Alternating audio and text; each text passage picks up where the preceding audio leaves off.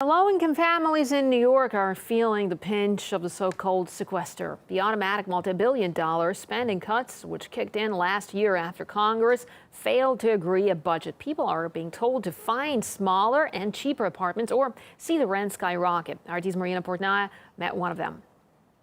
This is my brother and his family. Inside Ann Brown's home. So this is home for me. A lifetime of memories are displayed everywhere you look. One of my friends went to West Virginia. This 83-year-old has lived in her one-bedroom New York City apartment for 37 years. This is the first letter I received from HPD. But a few months ago, city officials told her she has to downsize. Her options: move into a studio apartment or see your $700 rent triple. The only thing I know is I heard the word sequester, whatever that means. It affects us, the seniors. The city agency that subsidizes rent for low-income New Yorkers is facing a $36 million reduction due to budget cuts known as sequestration.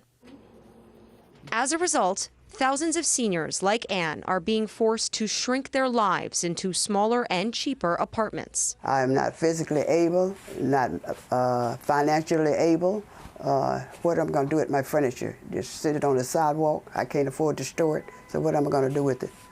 My life earnings is in this apartment. Civil rights attorney Norman Siegel, who represents many sequestered seniors, calls the downsizing campaign inhumane. I can't dismiss the possibility that the effect of this will impact disproportionately on seniors and poor people, because in the bigger picture, the people who are in power and make these decisions know that seniors might not fight back. And it's a problem playing out nationwide, potentially affecting more than 2 million low-income American households in the coming year. That's according to one Washington budget think tank. But it's when social cuts drag in the nation's unprotected pensioners that experts say the effects will prove explosive. What happens to a family watching the government of the country stick it to grandma when she's 80 years old? You're making enemies. You wonder why people join the Tea Party. You wonder why people join Occupy Wall Street.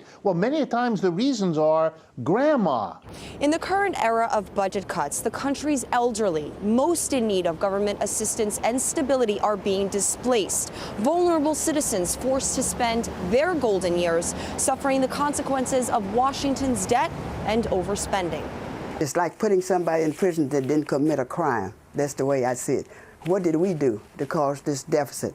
And why are you going to balance it on the backs of the seniors? Marina Portnaya, RT, New York.